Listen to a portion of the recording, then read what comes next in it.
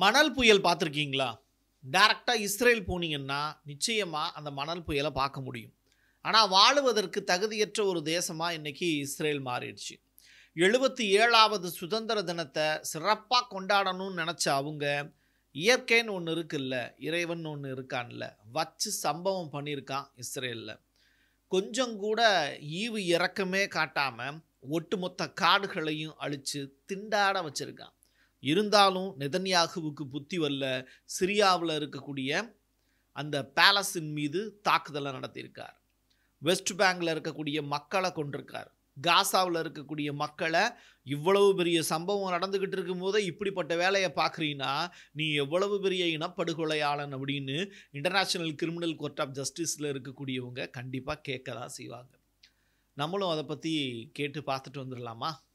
வாங்க பார்க்கலாம் உறவுகளே. இது பிரசாத் சிக்னேச்சர்.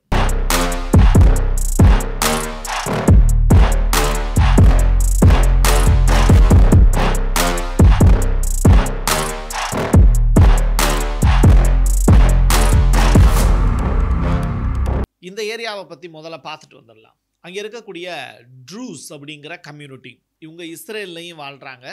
மொத்தமாக பார்க்கும்போது ஒரு 10 லட்சம் மக்கள் அந்த இடத்துல வாழ்கிறாங்க. இது இஸ்ரேலில் இருக்கக்கூடிய யூதர்கள் இருக்காங்கல்ல, அவங்களில் ஒரு 3%. நம்முடைய ஊரில் கருவறைக்குள்ளே இருக்கிறவங்க ஒரு 3% வாழ்கிறாங்கல்ல, அது மாதிரி இந்த ட்ரூஸ் அப்படிங்கிற அந்த கம்யூனிட்டி ஒட்டுமொத்தமாக சிரியாவில் கொஞ்சம் பவர்ஃபுல்லாக இருக்காங்க. இஸ்ரேலில் ஒட்டி வாழக்கூடிய நபர்களாக இருக்காங்க. 13வது நூற்றாண்டினுடைய தொடக்க காலகட்டத்தில் அவங்க இங்கேயும் அங்கேயும் மாறி பயணம் செஞ்சதாக வரலாறு குறிப்புகள் இருக்குது.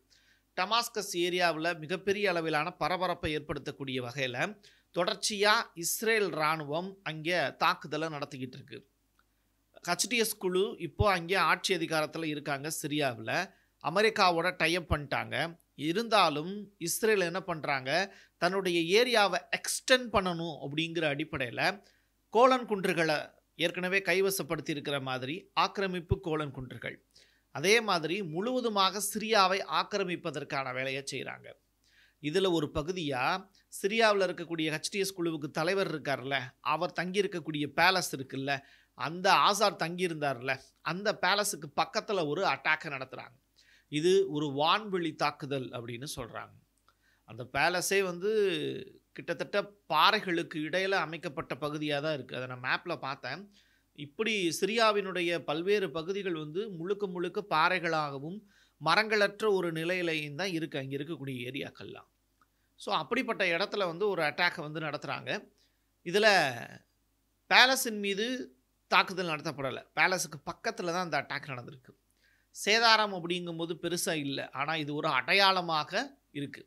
மிகப்பெரிய ஒரு அடையாளத்தை வலியுறுத்தக்கூடிய வகையில் இஸ்ரேலுடைய பிரதமர் நெதன்யாகு இந்த சம்பவத்தை பண்ணியிருக்கார்.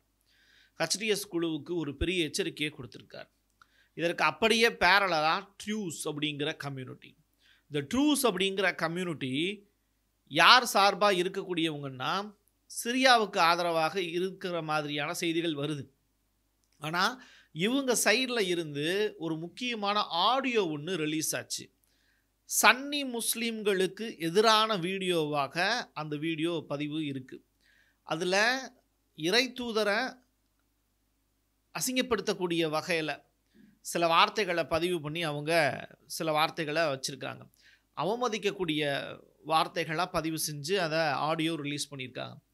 எனக்கு தெரிஞ்ச அளவில் இதை ட்ரூஸ் கம்யூனிட்டி பண்ணாங்களா, இல்லை இஸ்ரேலே இந்த ஆடியோவை உருவாக்கி பரப்பி விட்டாங்களா அப்படிங்கிறது தெரில. ஏன்னா சிரியாவில் ஒரு வித்தியாசமான குழப்பத்தை ஏற்படுத்தணும்னு ரொம்ப காலமாக இஸ்ரேல் முயற்சி பண்ணிக்கிட்டு இருக்கு. அதனுடைய ஒரு பகுதியாக தான் இதை பார்க்கலாம் அப்படின்னு தோணுது. ஏன்னா திருடனுக்கு தேல் கொத்தின மாதிரி பொத்திக்கிட்டு இருக்கணுங்கிற கதையாக ட்ரூஸ் கம்யூனிட்டியை இப்படித்தான் வச்சுருக்கணும் அப்படின்னு இஸ்ரேல் முடிவு பண்ணியிருக்கலாம். இந்த ட்ரூஸ் கம்யூனிட்டியினுடைய தலைவர் என்ன சொல்கிறாரு, இந்த ஆடியோவுக்கும் எங்களுக்கும் சம்பந்தமே இல்லை அப்படிங்கிறாரு. பட் இதை இஸ்ரேல் செய்திருக்கலாம் அப்படிங்கிற மறைமுகமான தகவல் வந்துக்கிட்டு இருக்கு.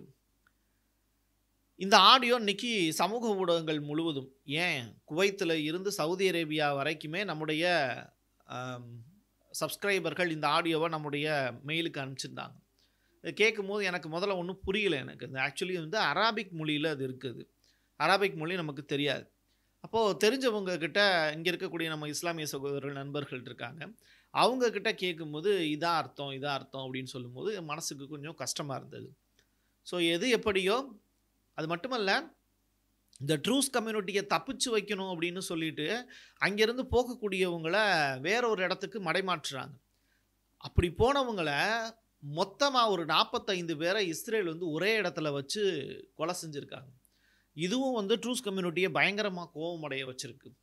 சரி, இவ்வளவு நடந்துக்கிட்டு இருக்குல்ல, இவ்வளவு நடந்துக்கிட்டு இருக்கக்கூடிய இந்த நேரத்தில் ஒரு முக்கியமான சம்பவம் ஒன்று இஸ்ரேலில் நடந்தது.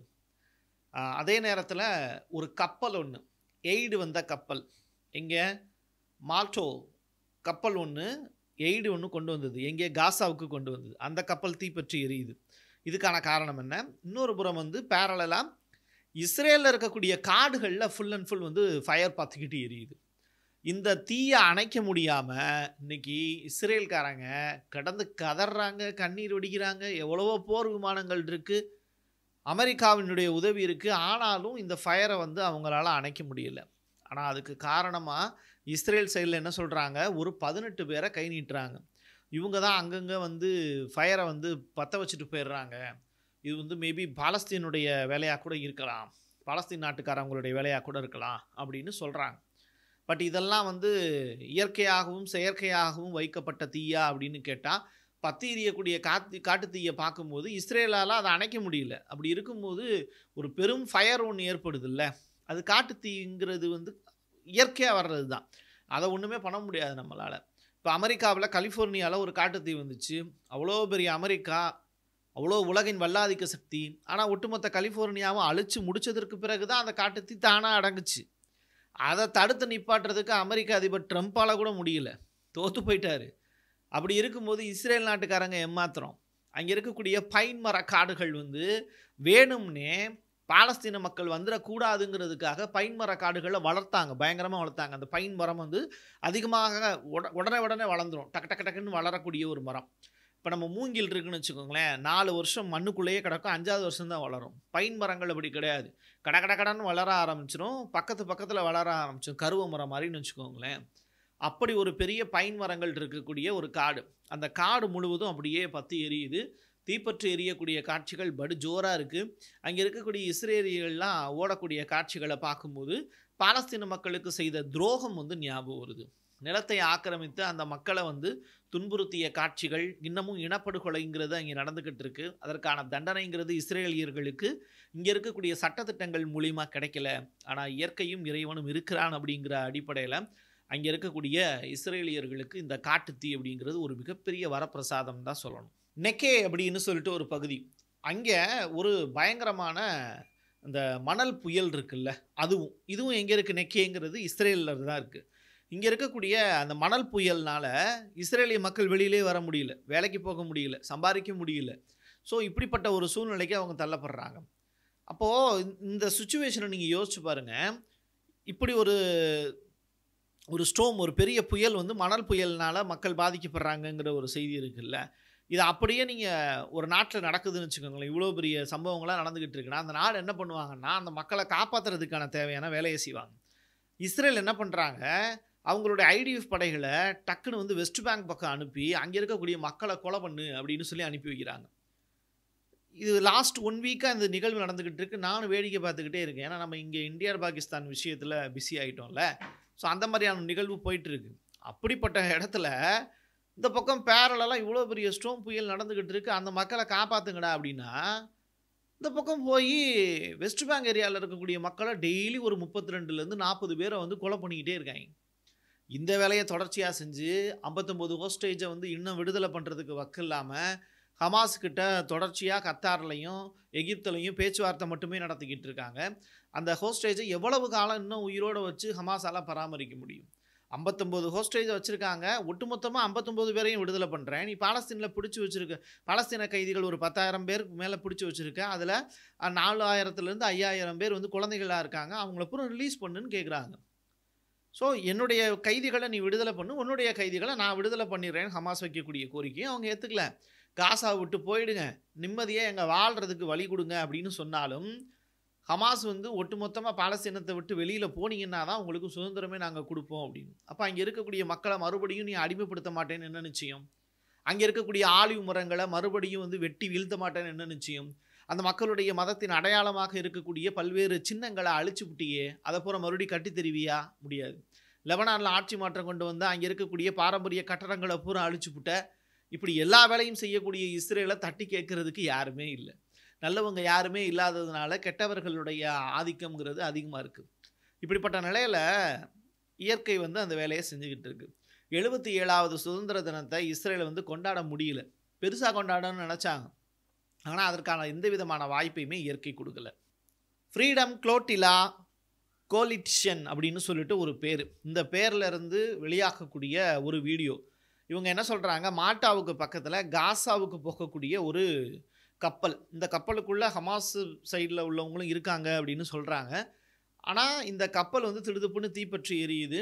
காசாவுக்கு போகக்கூடிய ஈடுபொருட்களை தடுத்து நிறுத்துறதுக்காக இஸ்ரேல் வந்து இப்படி ஒரு சம்பவத்தை செஞ்சுட்டாங்க அப்படின்னு சொல்லப்படுது.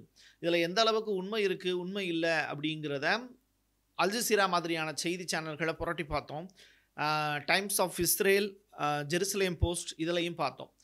இவங்க 2 பேருமே பேரலாக தனக்கு சாதகமான செய்திகளை மட்டுமே போட்டிருக்காங்க. இதில் என்ன நடந்தது அப்படிங்கிறத நம்மளால் ஊர்ஜினப்படுத்த முடியல. பட் வீடியோக்களை பார்க்கும்போது அங்கே இருக்கக்கூடிய வந்த காசா கப்பல், வந்த காசா கப்பலில் இருக்கக்கூடிய பொருட்களை வந்து எரிஞ்சிருக்கு அப்படிங்கிறது மட்டும் நல்லா தெரியுது. இது யாரை பழி வாங்குவதற்காக நடத்தப்பட்ட சம்பவம் அப்படிங்கிறத நீங்களே முடிவு பண்ணிக்கலாம். தொடர்ச்சியாக ரொம்ப நாட்களாக நம்மளால் வந்து இஸ்ரேல் பாலஸ்தீன் ரிலேட்டடான நியூஸ் வந்து போட முடியல. மிடில் ஈஸ்ட் ரிலேட்டடான நியூஸு தொடர்ச்சியாக நிறையா வேலைகள் இருக்குது. இருந்தாலும் வந்து நம்ம செய்ய வேண்டிய வேலை அப்படிங்கிறது கொஞ்சம் பெண்டிங்லேயே இருக்குது. சில பல காரணங்களால் என்னால் வீடியோ போட முடியல. தொடர்ச்சியாக இறைவனுடைய அருள் இருந்தது அப்படின்னா தினந்தோறும் உங்களை சந்திக்கிறதற்கான முயற்சியில் ஈடுபடுறேன்.